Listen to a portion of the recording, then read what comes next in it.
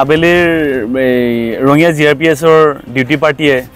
train check কৰি থকা অৱস্থাত প্লেটফৰ্ম নম্বৰ 5ত আপোনাৰ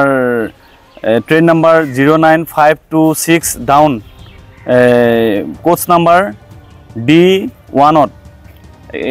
হাপা আছিল নেকি ট্ৰেইনখনৰ নাম হাপা নাহৰলগুন হাপা ট্ৰেইনখনৰ টয়লেটৰ ভিতৰত আপোনাৰ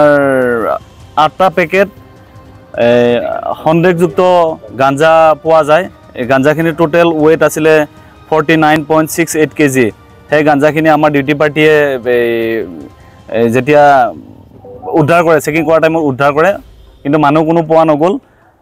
সেইখিনি 5 নম্বৰ প্লেটফৰ্মত ৰঙিয়া জিআৰপিএছৰ 5 নম্বৰ প্লেটফৰ্মত নমোৱাৰ পিছত মই এসআই প্ৰহ্লাদ মণ্ডল ৰঙিয়া জিআৰপিএছৰ সাব ইন্সপেক্টৰ হিচাপে মই এই আপোনাৰ গোটেই গাঞ্জা পেকেটখিনি সাক্ষীৰ সাক্ষাতত জব্দ কৰিছো